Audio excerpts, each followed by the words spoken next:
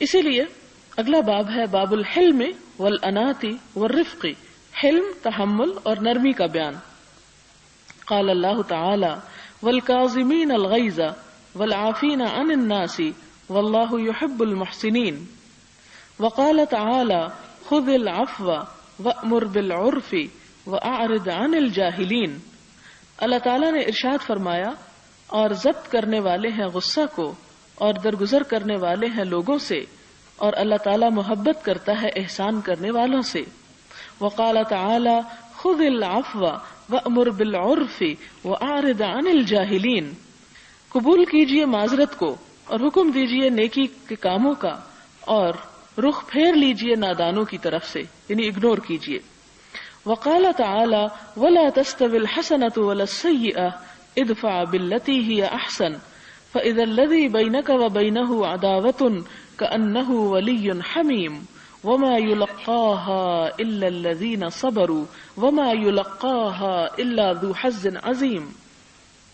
اللہ تعالیٰ نے ارشاد فرمایا نہیں برابر ہوتی نیکی اور برائی، برائی کا تدارک اس نیکی سے کرو جو بہتر ہے، پس ناگہاں وہ شخص کہ تیرے درمیان اور اس کے درمیان عداوت ہے یوں بن جائے گا گویا تمہارا جانی دوست، اور نہیں توفیق دی جاتی ان خصائل حمیدہ کی بجز ان کے جو صبر کرتے ہیں، اور نہیں توفیق دی جاتی ان کی مگر بڑے خوش نصیب لوگوں کو۔ یہ سورۃ حامیم سجدہ کی ایک نہایت خوبصورت آیت ہے۔ فرمایا کہ نیکی کے ذریعے برائی کو دور کرو، کہ روشنی پھیلاتے جاؤ، اندھیرے خود بخود ختم ہوتے جائیں گے، نیکیوں کو عام کرتے چلے جاؤ تو برائیاں خود بخود مٹتی چلی جائیں گی۔ اور ادفع باللتی ہی احسن، کہ اگر کسی چیز کو دور کرنا ہو تو اس طریقے پر دور کرو کہ جو سب سے اچھا ہو۔ اور بعض اوقات یہ ہوتا ہے کہ ایک شخص جس کے اور تمہارے درمیان عداوت ہو، دشمنی پڑ چکی ہو، تمہارے اچھے اخلاق کی وجہ سے وہ ایسا ہو جائے گا گویا تمہارا دلی دوست ہو، پچھلی ساری دشمنی کو وہ بھلا دے گا۔ انسان کا دل بھی بڑی عجیب چیز ہے اور لمحوں میں بدل جاتا ہے، اور بدلتے ہوئے کچھ دیر نہیں لگتی، اور بعض اوقات انسان خود بھی یقین نہیں کرتا کہ یہ کیسے ہو گیا۔ آپ دیکھیں کہ زندگی میں ایسے بہت سے واقعات اور ایسی بہت سی مثالیں آپ کے مشاہدے میں آئی ہوگی کہ جس میں بہت سے ایسے لوگ، اور خاص طور پر حضور صلی اللہ علیہ وسلم کی تو ساری سیرت اس سے بھری پڑی ہے کہ آپ کے جان کے دشمن آپ کے حسن اخلاق سے متاثر ہو کر آپ کے دلی دوست بن جاتے تھے۔ لیکن آج ہم امت مسلمہ ہونے کی حیثیت سے اگر اپنے اخلاق اور اپنے اعمال کا جائزہ لیں تو دیکھیں کہ کتنے لوگ اس وجہ سے دین کی طرف آئے ہیں، یعنی مسلمانوں کے اخلاق کی وجہ سے۔ اور اس بات میں خوبی نہیں کہ انسان اپنے بہت سے دشمن بنا لے اور بہت سے لوگوں کو اپنا مخالف کر لے، اصل خوبی اس بات میں ہے کہ مخالفوں کے دل میں بھی گھر کر لے۔ اور یہ بھی بعض اوقات ہوتا ہے کہ کوئی آپ سے بہت محبت کرتا ہو لیکن آپ کی بد اخلاقی کی وجہ سے وہ آپ سے دور ہو جائے، تو دونوں چانسز ہوتے ہیں۔ اب یہ انسان کی اپنی قسمت ہے یا ظرف ہے یا اپنا اس کا رویہ ہے کہ ان دونوں میں سے کون سا طریقہ اختیار کرتا ہے جس سے وہ اپنی بھلائی کا کام لے سکے۔ لیکن یہاں پر ساتھ ہی یہ خبردار کر دیا گیا کہ یہ کام بہت ہمت والوں کا ہے، بہت صبر والوں کا ہے۔ یہ کہنا بہت آسان اور خوبصورت ہے لیکن اس پر عمل کرنا بہت مشکل ہے۔ وقال تعالی وَلَمَنْ صَبَرَ وَغَفَرَ إِنَّ ذَلِكَ لَمِنْ عَزْمِ الْأُمُورِ، اور جو شخص صبر کرے اور معاف کر دے تو یقیناً یہ بڑی ہمت کے کاموں میں سے ہے۔ وعن ابن عباس رضی اللہ عنہما قال قال رسول اللہ صلی اللہ علیہ وسلم لأشج عبد القیس ان فیک خصلتین یحبہم اللہ الحلم والانات، رواہ مسلم۔ حضرت ابن عباس رضی اللہ تعالیٰ عنہ سے مروی ہے کہ حضور صلی اللہ علیہ وسلم نے اشج عبد القیس سے فرمایا تیرے اندر دو خصلتیں ہیں جن کو اللہ تعالیٰ پسند فرماتا ہے، یعنی ایک طرح سے بشارت دی، بردباری اور تحمل، یعنی آرام سے بات سن لینا اور دوسروں کی گستاخیوں پر یا دوسروں کے ناروا رویے پر انسان اس کو برداشت کرے، کیونکہ تحمل کا لفظ جو ہے وہ اٹھانے سے، بوجھ اٹھانے سے، تو تحمل کا معنی ہے بتکلف کسی چیز کو اٹھا لینا، یعنی کوشش کے ساتھ اٹھا لینا، کہ ان چیزوں کو برداشت کر جانا کہ جو حقیقت میں ناقابل برداشت ہوں۔ وعن عائشہ رضی اللہ عنہا قالت قال رسول اللہ صلی اللہ علیہ وسلم ان اللہ رفیق یحب الرفق فی الامر کلہ متفق علیہ. حضرت عائشہ فرماتی ہے کہ حضور صلی اللہ علیہ وسلم نے فرمایا اللہ تعالیٰ نرمی کرنے والا ہے اور ہر معاملے میں نرمی کو پسند فرماتا ہے. صحیح بخاری اور مسلم کی روایت ہے. وعنہا ان النبی صلی اللہ علیہ وسلم قال ان اللہ رفیق یحب الرفق ویعطی علی الرفق ما لا یعطی علی العنف وما لا یعطی علی ما سواہ. رواہ مسلم. حضرت عائشہ صدیقہ رضی اللہ تعالی عنہا سے مروی ہے کہ حضور صلی اللہ علیہ وسلم نے فرمایا اللہ تعالیٰ نرمی کرنے والا ہے اور نرمی کو پسند کرتا ہے. اللہ تعالیٰ نرمی پر وہ اجر عطا کرتا ہے جو سختی پر نہیں فرماتا بلکہ اس کے سوا کسی چیز پر بھی عطا نہیں فرماتا. وعنہا ان النبی صلی اللہ علیہ وسلم قال ان الرفق لا يكون في شيء الا زانه ولا ينزع من شيء الا شانه. حضرت عائشہ صدیقہ رضی اللہ تعالی عنہا سے مروی ہے کہ حضور صلی اللہ علیہ وسلم نے فرمایا بے شک نرمی کی خصلت جس چیز کے اندر بھی ہو اس کو خوبصورت بنا دیتی ہے اور نرمی کو جس چیز سے نکال لیا جائے وہ چیز معیوب ہو جاتی ہے. اسے مسلم نے روایت کیا ہے. وعن ابی ہریرہ رضی اللہ عنہ قال بال اعرابی فی المسجد فقام الناس الیہ لیقعوا فیہ فقال النبی صلی اللہ علیہ وسلم دعوه وأريقوا على بوله سجلا من الماء أو ذنوبا من ماء فإنما بعثتم ميسرين ولم تبعثوا معسرين. رواہ البخاری. حضرت ابو ہریرہ رضی اللہ تعالی عنہ سے مروی ہے فرمایا ایک اعرابی نے مسجد میں پیشاب کر دیا. لوگ کھڑے ہو گئے تاکہ اس سے باس پرس کریں یا اس پہ حملہ آور ہوں. وقع کا مطلب ہوتا ہے گر پڑنا یا پڑ جانا کہ اس کے پیچھے پڑ جائیں. یعنی لوگ کھڑے ہو گئے اٹھ کے کھڑے ہو گئے تو حضور صلی اللہ علیہ وسلم نے فرمایا اسے چھوڑ دو یعنی جو کر رہا ہے کرنے دو اور پیشاب پر بعد میں پانی کا ڈول بہا دو کیونکہ تم لوگ آسانی پیدا کرنے کے لیے بھیجے گئے ہو تنگی پیدا کرنے کے لیے نہیں. آپ صلی اللہ علیہ وسلم کے اس طرز عمل میں بہت بڑی حکمت کار فرما ہے. سب سے پہلی بات تو یہ کہ اعرابی جو تھا وہ ایک لا علم شخص تھا, دیہات کا رہنے والا تھا, اور دیہاتوں میں عموماً لوگوں کو بہت زیادہ تہذیب اور تمیز کا پتہ نہیں ہوتا, اور خاص طور پر ان معاملات میں ان کے ہاں کسی قسم کا ڈسپلن نہیں. لہذا وہ آیا اور اس نے حسب معمول یہ نہیں دیکھا کہ لوگ سامنے بیٹھے ہیں یا یہ مسجد ہے یا مسجد کا کوئی احترام ہے, کیونکہ آپ دیکھیں کہ ہم تو پیدا ہوتے ہیں مسجدوں کا تصور ہمارے سامنے ہوتا ہے, آذانیں سنتے ہیں, بچپن میں ہی ہمارے دل میں ڈال دیا جاتا ہے کہ مسجد ایک بڑی مقدس اور پاک جگہ ہے. لیکن وہ لوگ جنہوں نے مسجد دیکھی ہی ساری زندگی میں پہلی دفعہ اور سنی ہی پہلی دفعہ, انہیں کیا خبر کہ یہ کیا چیز ہے. لہذا عربی بھی جو کسی جنگل دیہات سے آیا اس نے پہلی دفعہ دیکھا کہ اس جگہ کا نام مسجد ہے اور اس نے اس کو ایک معمولی چیز سمجھا اور اپنی ضرورت کے وقت وہاں ضرورت پوری کرنا شروع کر دی. تو اس پر لوگ جو تھے وہ بہت خفا ہوئے اور اٹھ کر اسے مارنے کو دوڑے. تو آپ صلی اللہ علیہ وسلم نے لوگوں کو روک لیا. حالانکہ آپ دیکھیں کہ غلط کام کون کر رہا تھا, وہ شخص کر رہا تھا, اور یہ کیا کرنے والے تھے, نہی عن المنکر کرنے والے تھے, برائی سے روکنے والے تھے. لیکن آپ نے کیا فرمایا کہ تم ابھی مت روکو اس کو. گویا یہ نہیں کہ جہاں جس وقت کوئی برائی نظر آئے وہیں انسان کھڑا ہو کر واز شروع کر دے, یا ہر موقع بے موقع انسان نصیحت کی پٹاری کھول دے, یا جس وقت لوگ سننے کے موڈ میں ہوں یا نہ ہوں زبردستی ان کو سنوانا شروع کر دے. تو ایسی صورت میں یہ سب کچھ دین سے بھگانے کا ذریعہ بنتا ہے. اور ہمارے ہاں عموماً جو لوگ دین سے بھاگ گئے ہیں وہ اسی وجہ سے, اسی غیر حکیمانہ فعل کی وجہ سے. آپ صلی اللہ علیہ وسلم اس کو کہتے ہیں کہ چھوڑ دو, حالانکہ وہ غلط کر رہا تھا, یہ صحیح کر رہے تھے کہ غلط کام کرنے والے کو روکنے جا رہے تھے, لیکن اس موقع کی مناسبت سے اور اس وقت کے لحاظ سے یہ موقع نہیں تھا کہ وہ ایسا کرتے.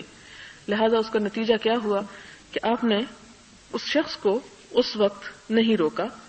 دوسری وجہ یہ تھی کہ اگر وہ اس حال میں اس کے پیچھے پڑ ہی جاتے, اور ہو سکتا ہے کہ وہ اٹھ کر پریشان ہو کر بھاگ پڑتا, کیونکہ ایک کام کے کرنے میں اگر 10 لوگ آپ کو روکنا شروع کر دیں تو اس کا نتیجہ کیا ہوگا کہ آپ کو یہ سمجھ ہی نہیں آئے گی کہ مجھے کیا کہا جا رہا ہے. مثلاً آپ اگر 10 لوگوں سے ایک بات پوچھے اور 10 کے 10 آپ کو جواب دینے لگے تو آپ کو کچھ سمجھ نہیں آئے گی کہ یہ کیا کہہ رہے ہیں. ہو سکتا ہے کہ 10 کے 10 کی جواب اور باتیں بہت اچھی ہوں، لیکن وہ انداز اور وہ سٹائل جو اس چیز کو بالکل الٹ کر دے گا. اب آپ دیکھیں کہ اگر وہ اس کے پیچھے پڑ جاتے تو نتیجہ یہ ہوتا کہ وہ شخص گھبرا جاتا. دوسری بات یہ کہ اگر وہ اس حالت میں اپنے آپ کو کنٹرول نہ کر سکتا تو مسجد اور گندی ہو جاتی زیادہ. تیسری بات یہ کہ ان کو دیکھ کر وہ جواباً ان پہ بھی حملہ آور ہو سکتا تھا اور اچانک وہ ایک قسم کی لڑائی اور فساد کی کیفیت شروع ہو جاتی.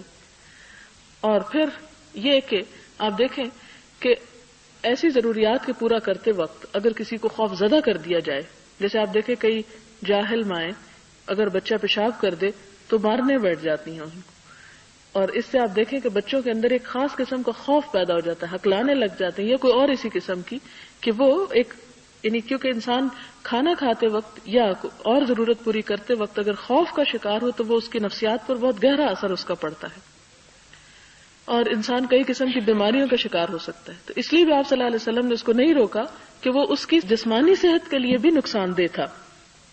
پھر اسی طرح آپ صلی اللہ علیہ وسلم نے بعد میں یہ فرمایا کہ کیا کرو، نہیں انل منکر ہی کرنا نا، برائی سے روکنا، اصل غرض تو یہ ہے. اس کا دوسرا طریقہ بھی ہو سکتا ہے کہ وہ جو کر رہا ہے اسے کرنے دو اور تم اس کو جا کے صاف کر دو. اس سے جب وہ دیکھے گا کہ میں نے کیا کیا اور یہ کیا کر رہے ہیں تو تمہارے عمل سے جو کچھ وہ سیکھے گا اس وقت مار کھانے سے نہیں سیکھ سکتا. پھر اسی طرح آپ صلی اللہ علیہ وسلم نے مزید فرمایا کہ تم لوگ آسانی پیدا کرنے کے لیے بھیجے گئے ہو، مشکل پیدا کرنے کے لیے نہیں. یعنی لوگوں کو اگر تبلیغ کرنا ہی ہے یا لوگوں کو اگر نیکی کی ہدایت کرنی ہے تو اس کام میں بھی حکمت نہایت ضروری ہے، اور حکمت جو ہے یہ اللہ تعالیٰ کا خاص انعام ہوتی ہے. وَمَن يُؤْتَ الْحِكْمَةَ فَقَدْ أُوتِيَ خَيْرًا كَثِيرًا، جس کو حکمت دی گئی اسے خیر کثیر دے دی گئی. پھر اس کے بعد اگلی حدیث ہے وعن انس رضی اللہ عنہ عن النبی صلی اللہ علیہ وسلم قال یسروا ولا تعسروا وبشروا ولا تنفروا، متفق علیہ. حضرت انس سے روایت ہے کہ حضور صلی اللہ علیہ وسلم نے فرمایا آسانی پیدا کرو اور تنگی پیدا نہ کرو، اور لوگوں کو خوش رکھو اور انہیں متنفر نہ کرو. یعنی عذاب کی باتیں بھی سنانا چاہیے لیکن آسانی کی باتیں زیادہ ہونی چاہیے.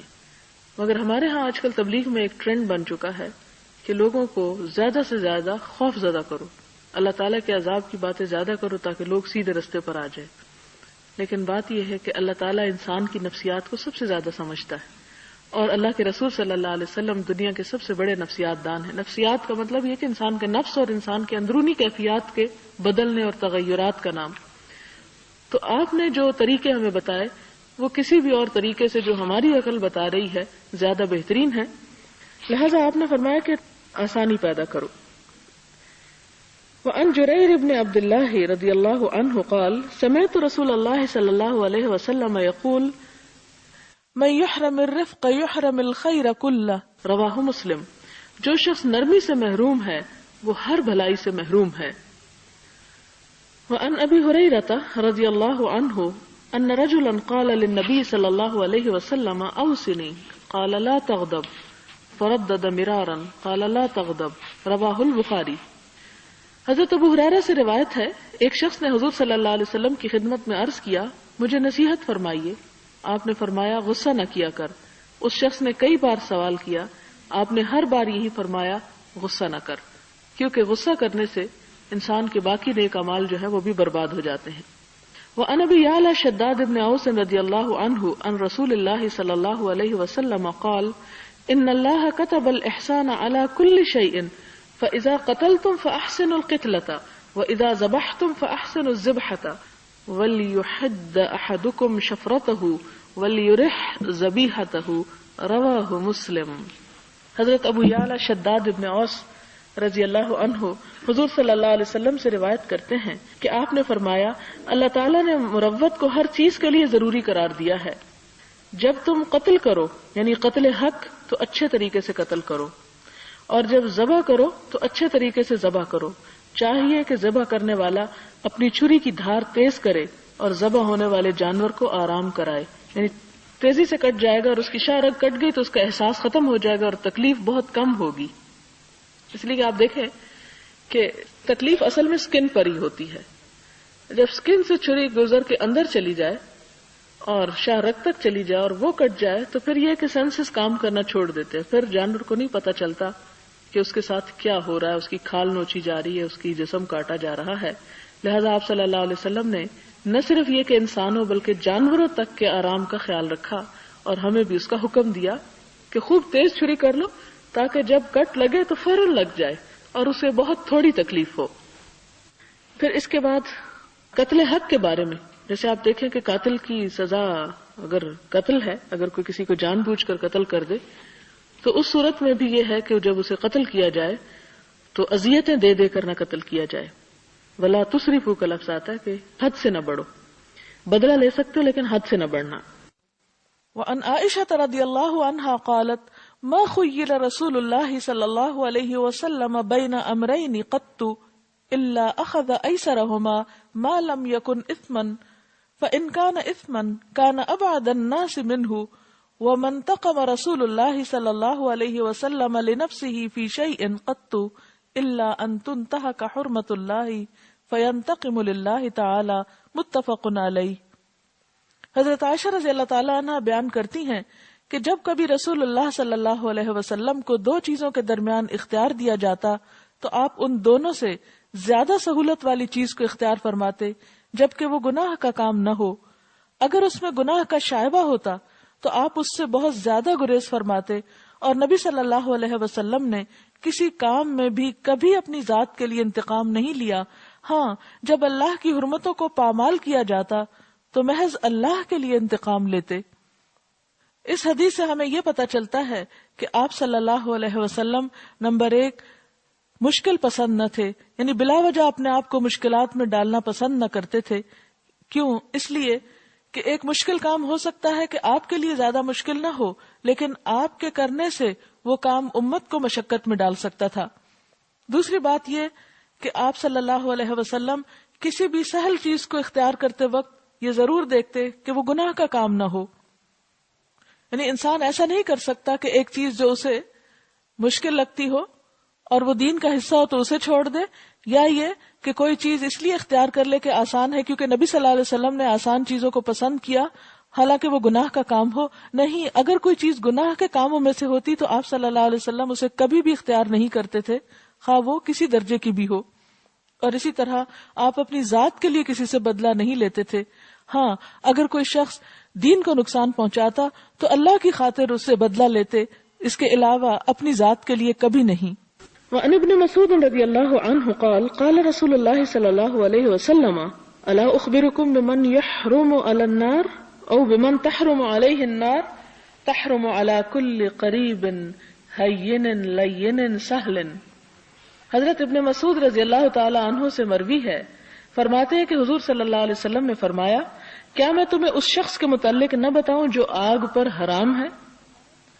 یا فرمایا کہ جس پر آگ حرام ہے، آگ ہر اس شخص پر حرام ہے جو لوگوں کے قریب رہے، ان سے نرمی اور آسانی کا سلوک کرے.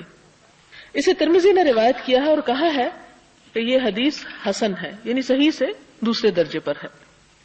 باب العفو والاعراض عن الجاہلین، معاف کرنے اور جاہلوں سے درگزر کرنے کا بیان.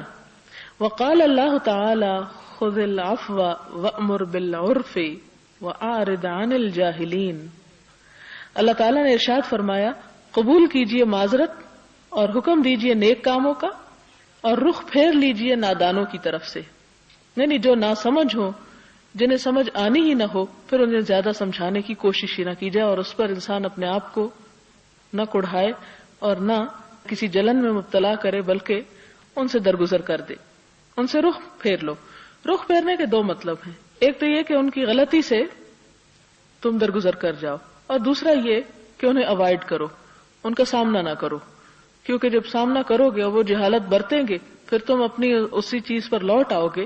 تو یہ سچویشن اوائڈ کر جاؤ تاکہ ایسا موقع ہی نہ آئے. وقال تعالی فاصفح الصفح الجمیل. اے حبیب صلی اللہ علیہ وسلم، آپ درگزر فرمایا کیجئے ان سے عمدگی کے ساتھ، یعنی معاف کر دیجیے لیکن خوبصورتی کے ساتھ. وقال تعالی وَلْيَعْفُوا وَلْيَصْفَحُوا أَلَا تُحِبُّونَ أَن يَغْفِرَ اللَّهُ لَكُمْ، اور اللہ تعالیٰ نے ارشاد فرمایا اور چاہیے کہ یہ لوگ معاف کر دیں اور درگزر کریں، کیا تم پسند نہیں کرتے کہ بخش دے اللہ تعالیٰ تمہیں؟ یعنی دوسروں کے قصور انسان کس وقت معاف کر سکتا ہے؟ جب انسان اس بات کا خواہش مند ہو کہ اس کو بھی معاف کر دیا جائے. وقال اللہ تعالی والعافین عن الناس واللہ یحب المحسنین، اللہ تعالیٰ کا ارشاد ہے اور درگزر کرنے والے ہیں لوگوں سے، اور اللہ تعالیٰ محبت کرتا ہے احسان کرنے والوں سے.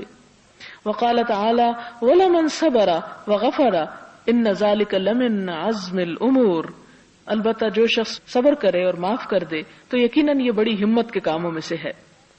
والآیات فی الباب کثیرۃ معلومۃ، اس مضمون کی آیات بکثرت ہیں.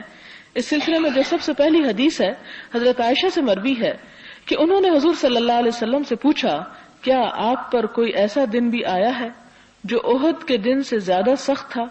فرمایا میں نے تیری قوم کی طرف سے سختیاں برداشت کی ہیں، سب سے زیادہ سخت دن عقبہ کا دن تھا جب میں عبد یالیل بن عبد کلال کے پاس گیا اور اس نے میری مرضی کے مطابق مجھے جواب نہ دیا. یہ طائف کے سفر کا ذکر ہے. اس میں غمزدہ اور پریشان ہو کر آگے چل دیا، اور مجھے پریشانی کی اس کیفیت سے افاقہ اس وقت ہوا جب میں قرن الثعالب کے مقام پر پہنچ گیا.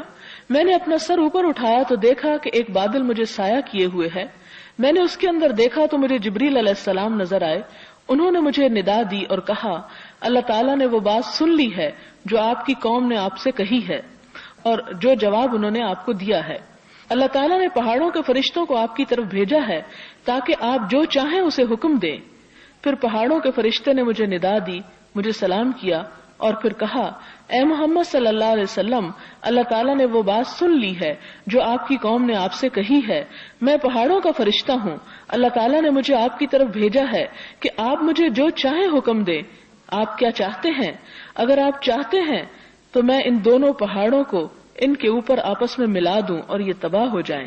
تو حضور صلی اللہ علیہ وسلم نے فرمایا بلکہ مجھے امید ہے کہ اللہ تعالیٰ ان کی پشتوں سے ایسے لوگوں کو پیدا فرمائے گا جو صرف اللہ تعالیٰ کی عبادت کریں گے اور کسی کو اس کے ساتھ شریک نہیں ٹھہرائیں گے.